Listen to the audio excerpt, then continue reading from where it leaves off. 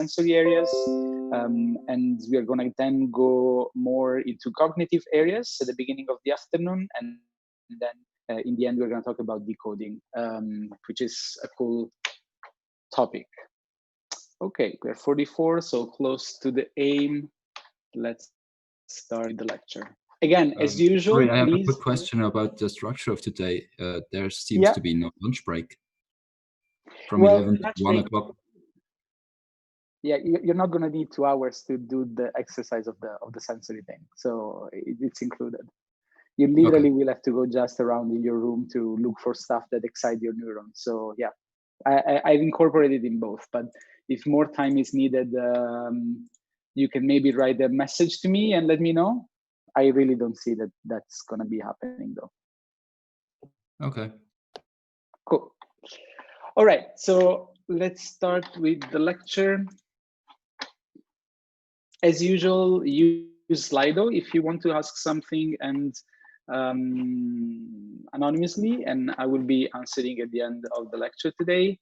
Interrupt me by shouting if you don't understand something, if you want me to go slower, or if there is some urgent question that you need to ask. All right. Okay, so today we're going to talk about trying to understand the topic of neurons chatter. We have seen on the first day how neurons speak to each other with the action potential. We have seen yesterday how this speaking is actually regulated by the way in which neurons are connected to each other and changed in ways that can be predicted. Now we're going to talk about the meaning of the neurons chatter, which is what we call the neural code.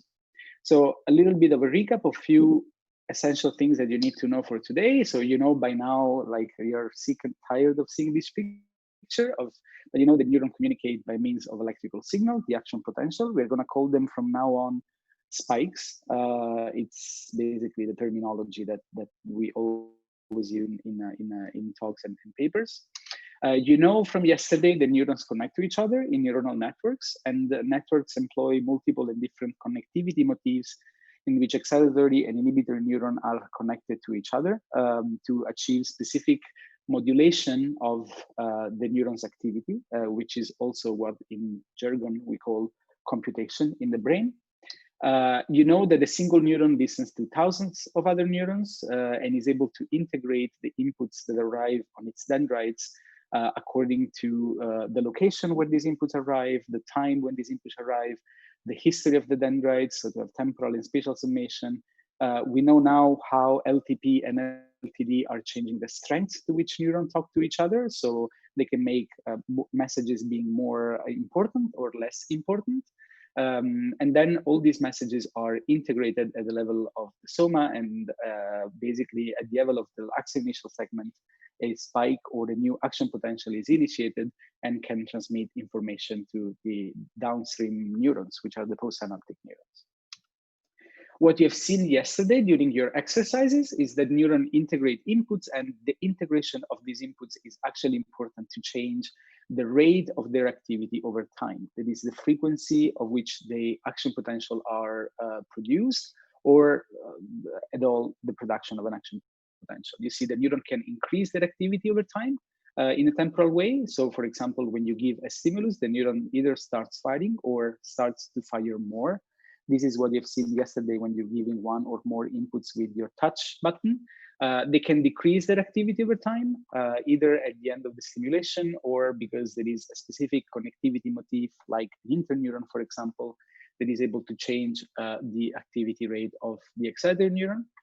They can change the timing of their activity in relation to the oscillation, even though it's an important topic. We are not going to touch it, but you've seen yesterday how they can get synchronized with other neurons in the network based on the reciprocal connectivity that they have.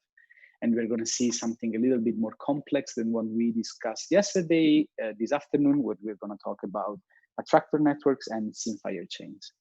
In general, though, we find these different type of responses. So neuron can decrease its activity when there is a specific stimulus from the outside world. The neuron can change the timing of the activity, can increase that activity, or can get synchronized with others. So these are 4 important concepts that keep in mind. So why is important to understand how the neuron changes activity pattern, because neurons convey information to complex pattern of action potentials. So the way in which neurons fire in time is what actually the brain uses to create and to encode meaning in its circuit. So for example, if you were to find a brain, or if you were to look for a brain in the brain for a neuron that is tasked to encode information about Jennifer Aniston, that neuron will be able to change its activity when you see or when you think about Jennifer Aniston. What I mean is, let's suppose that this is the Jennifer Aniston neuron here. You show some pictures of Julia Roberts. There is basically no change in the activity from before to after the picture has been shown. You change the picture of Jennifer Aniston, you see a high increase of activity, so many more spikes fire at the same time. You saw a picture of Jennifer Lawrence and Jennifer, but another family name, you see again no change in activity. You show a picture of Basil, the neuron says, maybe, but maybe not, right? So the ability of neuron to change their firing rate when you give a stimulus is the way in which our brain encodes information about something. And understanding what drives this change of activity in time is actually the job that we are going to be tackling today, and the way that we are going to be seeing today. So the ability of neurons to change their activity rate over time, and I just reiterate because this is really an important concept, not only for today, but also for the study of the brain, is a way in which the brain represents, process, and store information. So the correspondence between the information that is represented and in a network and the activity of the neurons of the network is we call neural code. In the example that I gave you before, the correspondence between the picture of Jennifer Aniston and the pattern of activity of this neuron, that is the increase, is the code of the neuron to represent the information about Jennifer Aniston. So in last instance, what we want to do is to characterize the relationship between the stimulus and the electrical activity of either one or an ensemble of neurons that fire in response to that stimulus. And this is what we call the neural code. This is why, in other words, we want to crack the neural code. Okay? So the neural code question can be approached from two different angles. We have information, like Jennifer Aniston here, and we have a pattern of activity of one neuron or multiple neurons in the network that is here, the change in activity from before the presentation of the picture to after the presentation of the picture. Now, we can approach this question, try to understand the relationship between this information and this pattern of activity, either from an encoding point of view, meaning we want to understand how the brain is able to represent information about Jennifer Aniston. In a mathematical term, we want to understand the relationship, the response of the neuron, given that we give a certain stimulus. Or we can try to approach this question from the opposite direction. So we can approach the study of the neural code from a decoding perspective. So we want to understand the features of the stimulus given that we observe a certain response. So for example, if we look at the activity of this neuron, how can we infer what information is the brain seeing or is the person seeing? So these are the two directions in which we're going to go. We're going to focus this morning about encoding, so understanding how the study of how certain specific information is encoded in the brain, so how neurons respond when they're presented with that information. This afternoon, we're going to look at the opposite perspective, that is trying to understand what stimuli cause a certain pattern of activity when we observe those certain pattern of activity in the brain. And both of them had very important consequences. In one case, we can understand what the neurons encode for, what the different brain areas are responsible for processing. And in the other case, we can understand the same thing, but also use this information to do something cool, that is control machines, for example, or predict what the animal is doing, or even understanding and finding completely new phenomena that we didn't know were existing before. Okay? So we face and we start looking at the encoding problem. So how can we crack the neural code from the encoding perspective? So when we crack the neural code from the encoding perspective, we are asking ourselves which information is represented in some neuron that belong to a certain brain area of the brain. And of course, then we want to do this for different brain areas of the brain. So we start with our brain. We have different areas that we saw parcel yesterday. And we start with asking, okay, what information is encoded in this area? What information is encoded in this area? And so on and so forth. The first approaches to do that was basically sort of brute force. Stick an electrode into the area of the brain that you're interested in, present this the animal or the human in this case with some sort of stimuli, and then trying to understand what elicit actually a response. And of course, the stimuli can be, in first instances, the most controllable stimuli that you can imagine are sensory stimuli. So it can be a sound wave again, an image, or something that is related with light, so with vision, some taste, or some odorant receptor. The question that we ask is, present the stimulus, record the activity from a neuron, and then ask yourself, what is the stimulus that elicits a response? What is the response that this stimulus is able to elicit? And what is the relationship between the stimulus and the response of the individual neuron? And this is the type of approach then in the 1950s, again, Hubel and Wiesel deployed in order to understand how animals represent information about the visual world. So what they did was to aim to identify the neural code of the brain for vision, something that allows the animal to see and to interpret the images that are in front of their retina.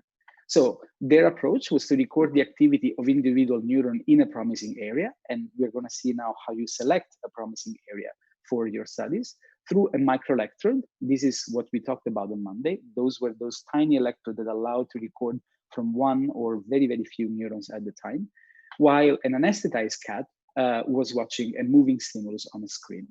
So it's not Raphael cat in that case. If he's there, probably shouldn't look at this presentation.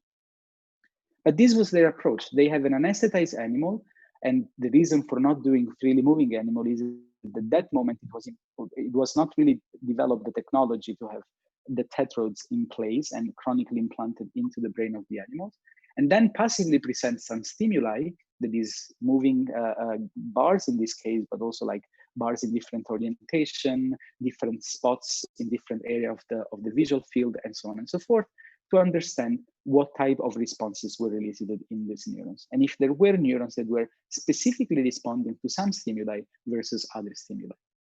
Now, I've told you that they already were looking at a promising correlation, like they already knew it, that singled out a promising area where that information had been represented.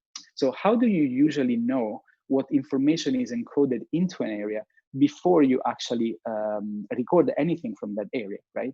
You can make some educated guess based on two different principles, that is anatomy. You know where your axons from the optic nerve are ending up in the brain. So you try to already make an educated guess that that area might be important for vision. Or you know from brain manipulation. You either stick an electrode inside a human patients, do a microstimulation, and we're gonna see tomorrow how this is done, and ask them to report what type of sensation, feeling they receive, or you know that there is you make a lesion of a specific part of the brain and then investigate what the animal is not able to do anymore when that lesion is happening, right? So in that case, for example, you know from both cases that because information goes from the retina to the superior the lateral geniculate nucleus, which is an area of the thalamus, and this projects very strongly to primary visual cortex, this area most likely will carry some information about vision because connectivity is very strong. If you have, for example, a stroke in a patient that destroys this specific area of the brain, you can ask the patient what is the impairment that you don't that you are able to basically report, and you make again the educated guess that this is the area for vision.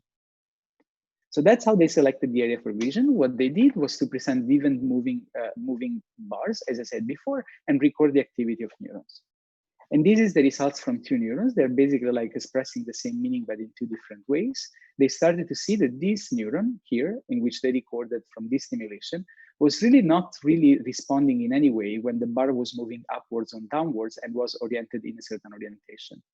Was responding quite little when the bar was a little different orientation and moved in front of the eyes of the animal. Again, the response was maximal when the bar was a certain orientation and moving in one direction specifically in this case. It was again smaller when the bar was moved a little bit more towards vertical orientation. And again, when it was almost completely vertical, the response was actually sort of zero. So in this case, they could see and visualize that this neuron had a response that was locked to a specific orientation of the bar in front of this visual field. Of course, this is not an all or none response. So the neuron is not just active in this orientation and not, but this type of visualization shows you that the neuron that is still tuned to a bar that is oriented in this case at 0 degrees, not like this case, has a graded response to other type of orientation. This is what we usually define as the tuning curve of a neuron. A neuron is not just tuned to a specific individual stimulus, but is able to respond also to stimuli or that are similar or close by to the one to which it's maximally tuned to. So this is really the way in which they first reported that the neuron in the brain was actually able to respond to a specific stimulus and not respond to other stimuli. And that was really one of the landmark discovery of neuroscience. They got the Nobel Prize for this discovery. And it really started the whole field of people that started to poke the brain with electrodes and try to see what was the correlation between the stimulus that was presented and the response of individual neurons.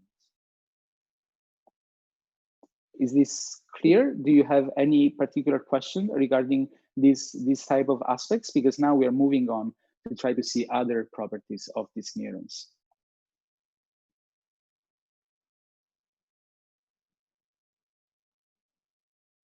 Okay. So is this specific to vision? What I said before is that this type of studies started looking, started for like a real movement almost of people that were poking in different areas of the brain to see if this particular phenomenon was something general that can be applied all over to different areas of the brain, or it was something that was specific to the visual cortex.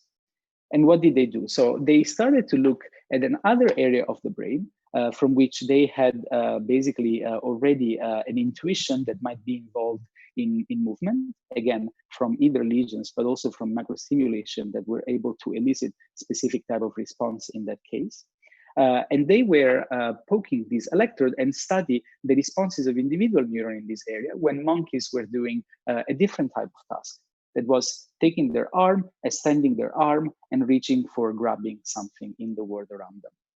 And what they saw in this case is that the principle was maximally conserved. So when the hand was reaching in a direction of 90 degrees, the neuron was firing quite a lot. When it was reaching a direction of 45 degrees, the neuron was not really changing their activity pattern. 0 degree the same, minus 45 the same, minus 90 the same, and it was maximally active when the hand was extended in a direction of minus or 180, not minus 180.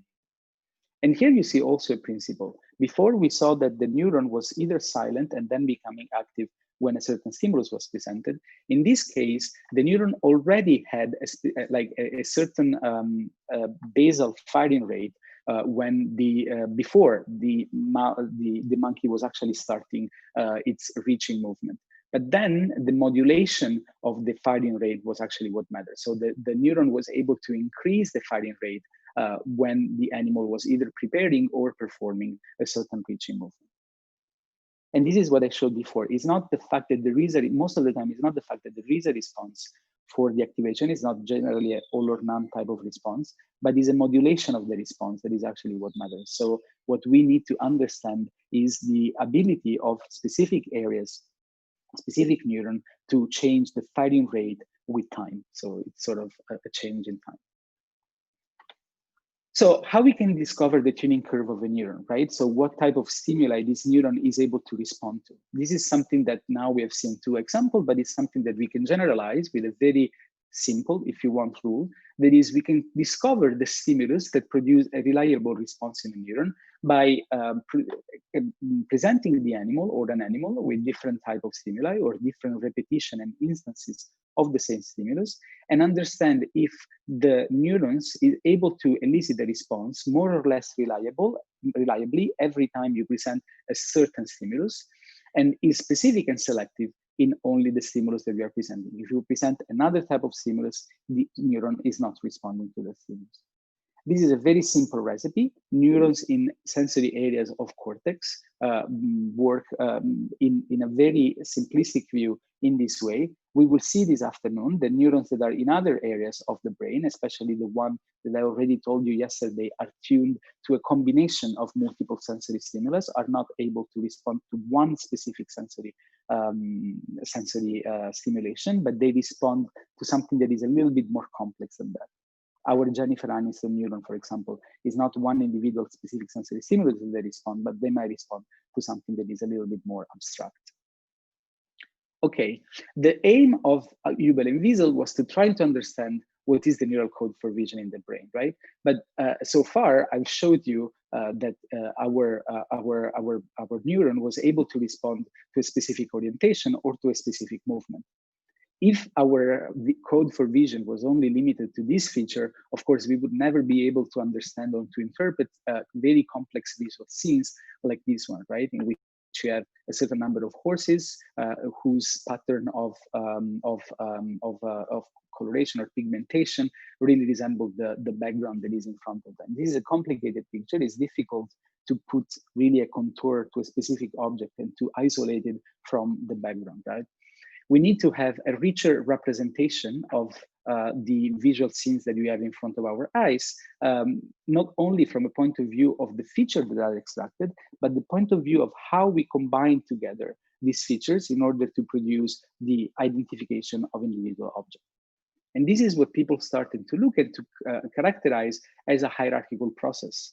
That means that images are processed at multiple levels, in which low-level areas of cortex, like the primary areas of cortex, might function as a feature extraction device, while as we go more and more away from the primary sensory areas into those association areas that I already told you yesterday, you might start to be integrating some of the simple features that have been extracted from the primary sensory cortices in order to build more and more complex representation, so that at the highest level, at the highest stages of the cortex, you might be able to identify individual objects or individual images or individual elements of your visual scene.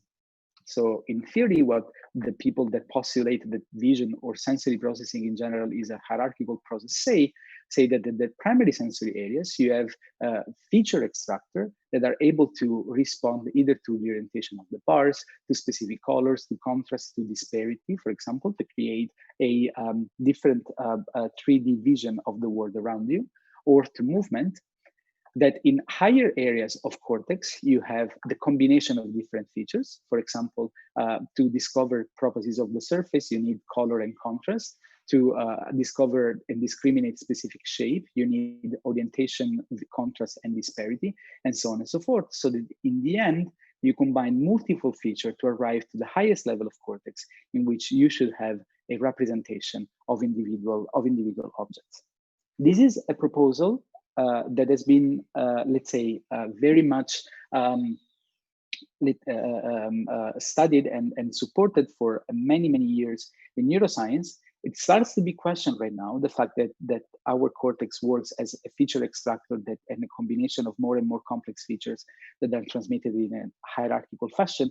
But we're going to discuss about the way in which we can actually challenge this interpretation on the last day of our blog course. Of course, this type of model or this type of hypothesis, if you want to say, predict that you should be able to identify in a high-end area of cortex neurons or neuron population that responds to individual object, more to the individual features of the visual scene. So do we have any proof of that?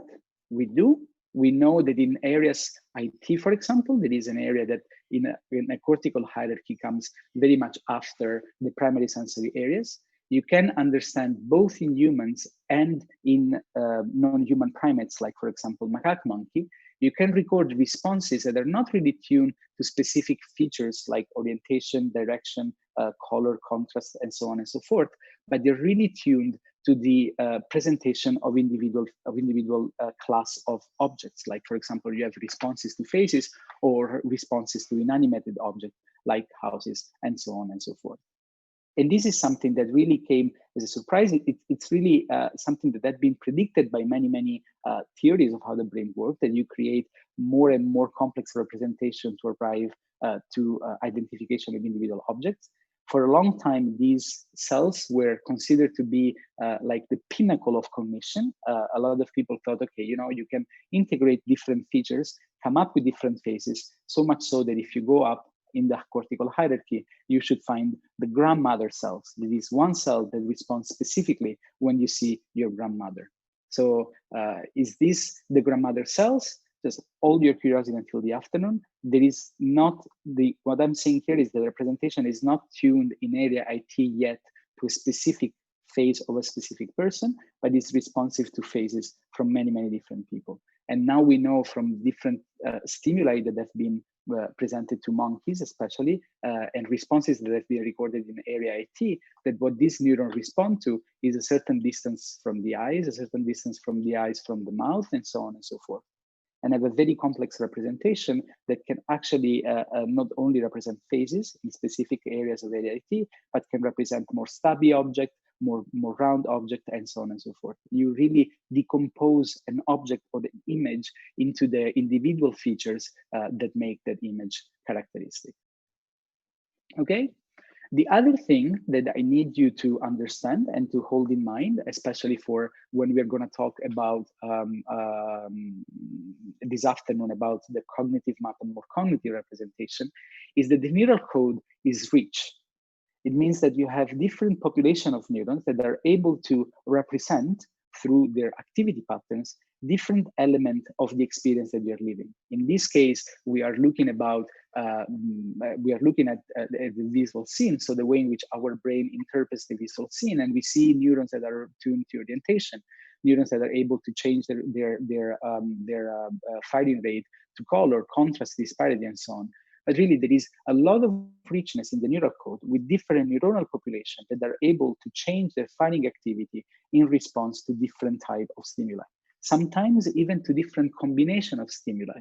We talk about this when we talk about neurons with mixed selectivity, which is something that becomes more and more prevalent as high as we go through the cortical hierarchy, in which areas, for example, like the hippocampus that we talked a little bit yesterday, or the prefrontal cortex, which are areas which are really many synapses removed from our sensory organs, are able to integrate different information and show selectivity not for just one dimension of our experience, but for multiple dimensions of our experience. And we're going to talk about this quite extensively this afternoon.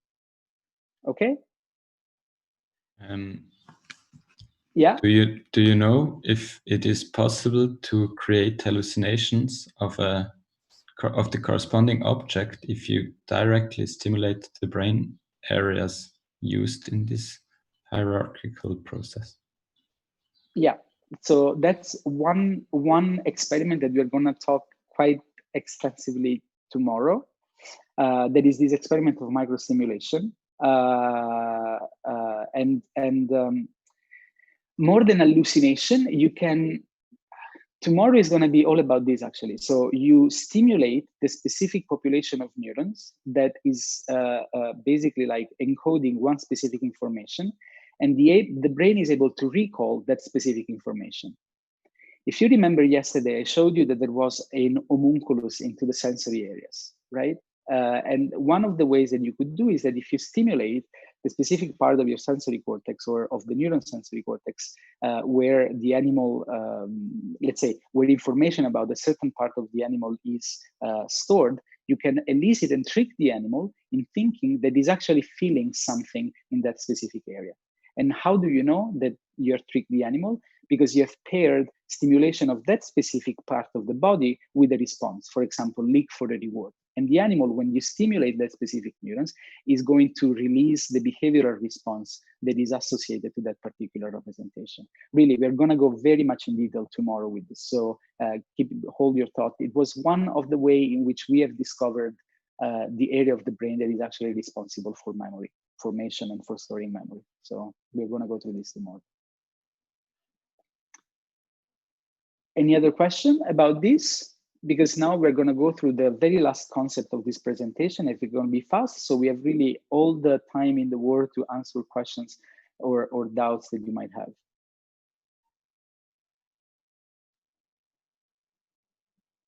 Okay, so this we have discovered through our recordings that neurons are tuned to a specific type of stimulus, right? For example, a bar that is oriented in a specific area, in a specific orientation, that is moving in a specific direction. We have seen that this is just one layer of complexity. You have many other features that are extracted in primary sensory areas and that are basically like combined then along the cortical hierarchy to create more and more complex representation, like where you go. Another important concept that I need to introduce to you, and that is going to be the topic of the exercise that you will do now with your phone, is that this neuron does not respond to that specific stimulus whenever that stimulus is in front of the eye of the animal. But the neuron is able to respond to a specific stimulus only if that stimulus falls into the receptive field of the neuron itself. With the term of receptive fields, we define a portion of the sensory space that elicits a neuronal response in a neuron. It's a very important concept for the sensory areas because it provides a description of the location at which the sensory stimulus must be presented for eliciting a response to the sensory self. This is something that has been also quite strongly studied in the sensory and primary sensory area especially. And you can see, for example, an example of this that is also what you're going to be talking about, what they're going to be experimenting about today in this stimulus here. So if you present no stimulus, these neurons is not going to fire.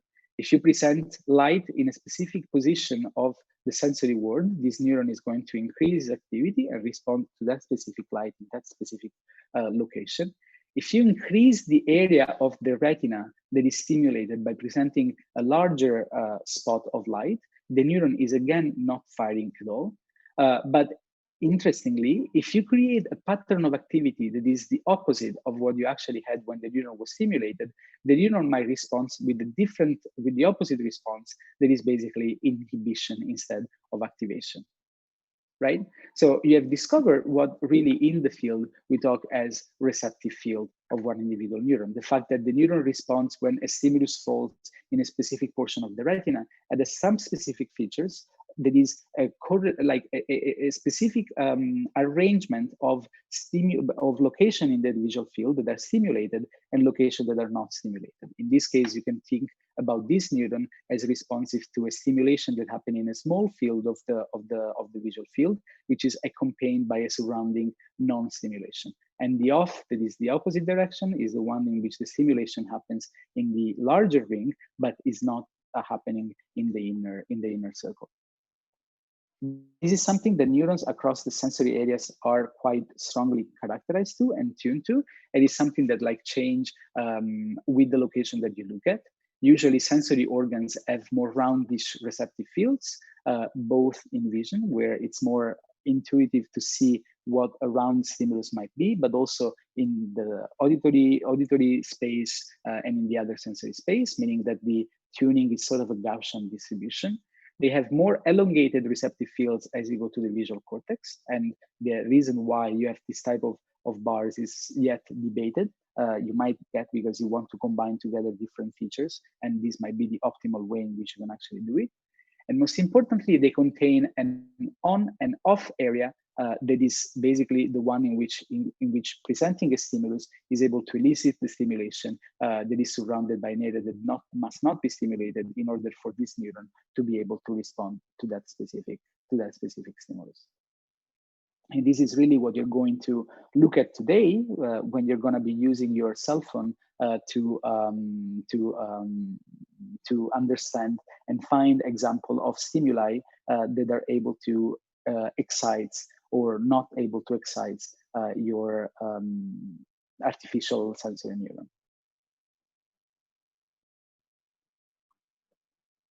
Okay. Are we clear with the idea of tuning curve and the receptive field?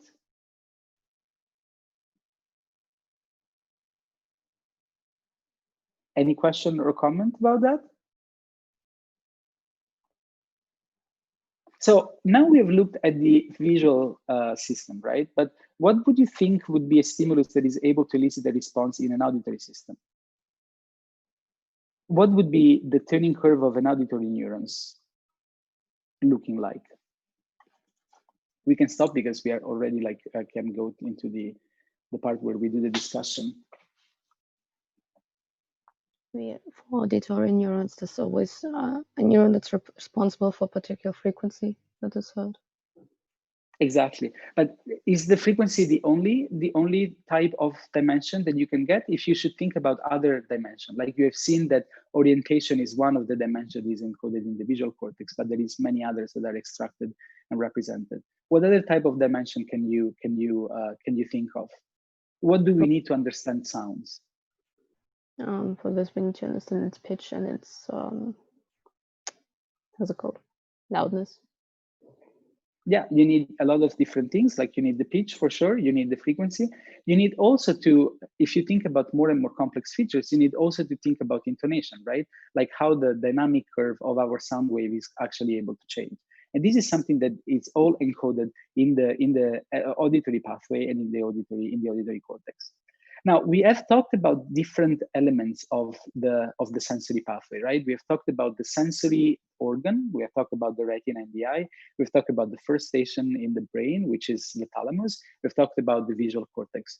How do you think these different areas could encode for different stimuli? What would you expect, the way in which neuron would be connected from one area to the next, from one area to the next?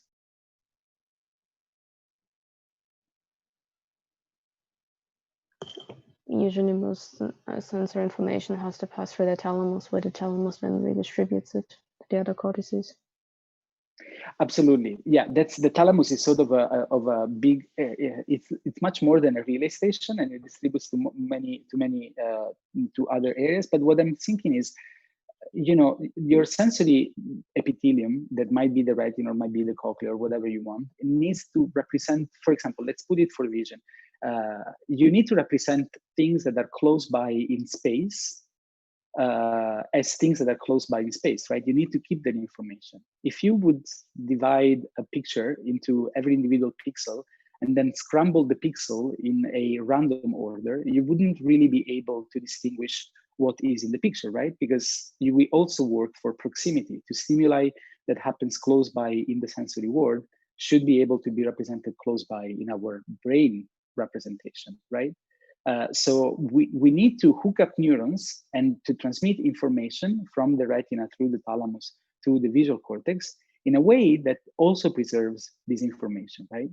So neurons that have receptive fields that are basically like very close to each other in space, in the retina, for example, like two nearby cones or rods, need to be hooked up with thalamic neurons that are able to maintain this proximity representation, and that are able to maintain this proximity representation also in the cortical areas. This is not a trivial process, because you connect neurons in very different areas of the brain with a very extreme length. You have accents that basically like move following different type of sensory of signals that are mostly molecular signals that repulse each other and so on. But you cannot really to achieve a precision of connectivity that allows you to represent two things that are close by in the retina, close by also in the visual cortex. You need really to have an astonishing level of complexity in the connectivity. So you need to refine and to align the map that you have in your retina with the map that you have in your visual cortex. And this is something extremely fascinating that is created during development, in which you have propagating waves of activity that make sure that the neurons that are close by in the retina are strengthening their synapses, so they're able to communicate with each other more strongly than with neurons that are very far away always in the retina, right? Because neurons that are close by most likely need to represent similar information or be able to distinguish when they don't represent similar information at an edge of an object, for example. And this wave of activity that happened during development makes sure that actually this type of retinotopy, we call it. So the ability of the retina to basically represent a certain part of the visual field and have the same visual orientation or arrangement organized in V1 is achieved.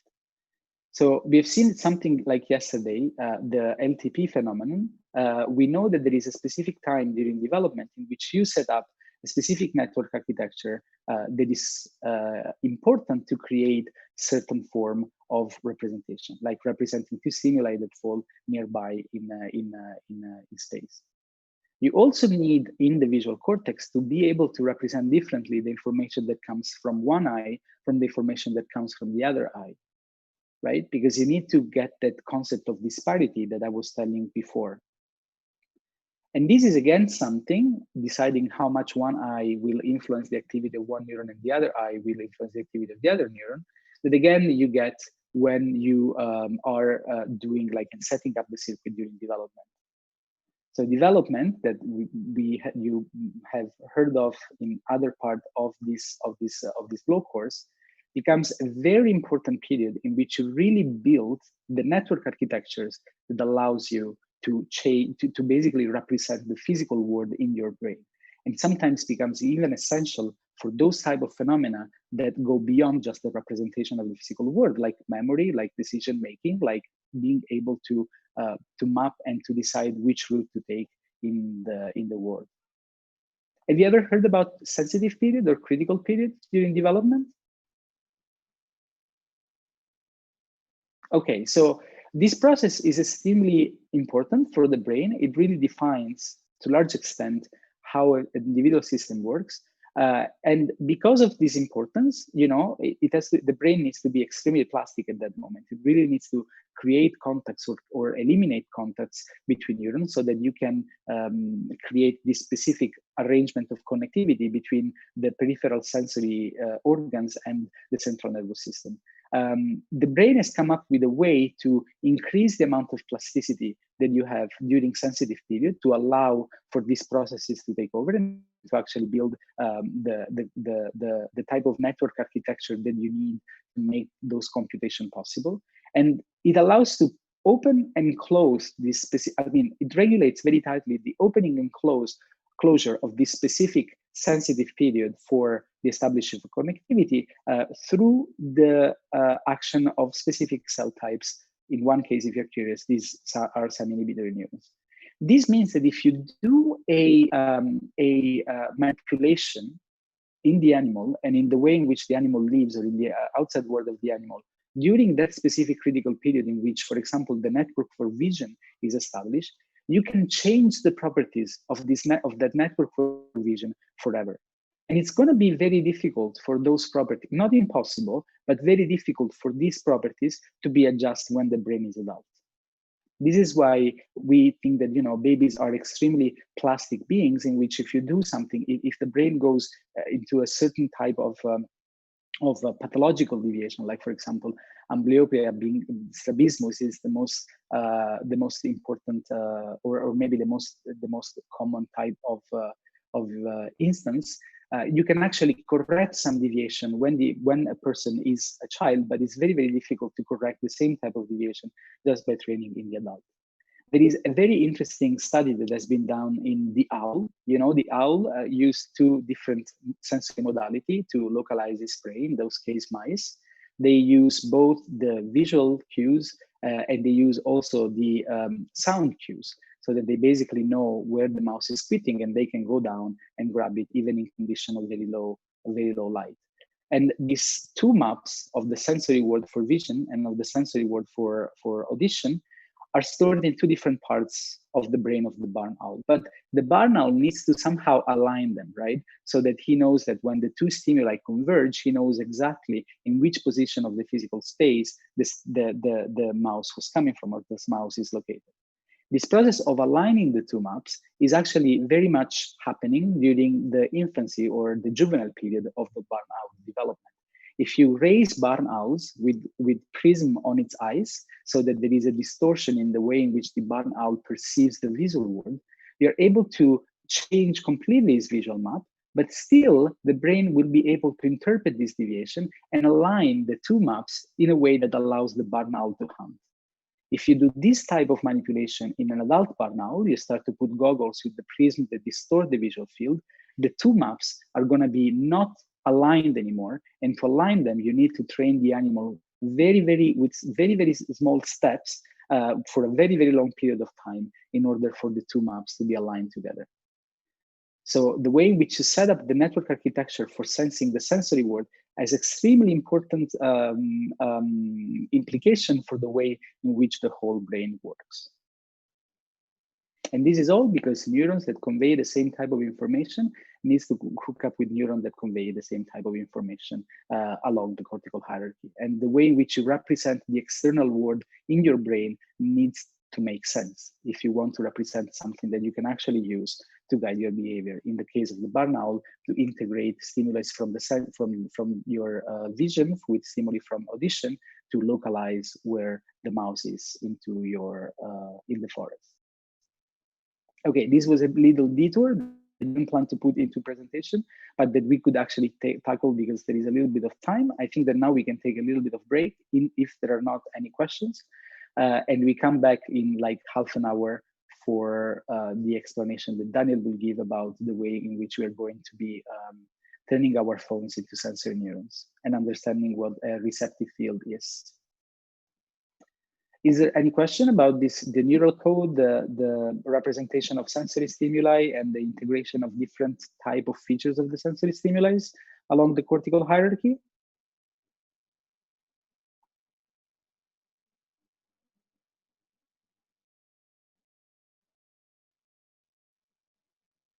Okay, so let's do it early. We meet again at 10:45, so we have more time and maybe a little bit longer lunch break. Cool. See you later then.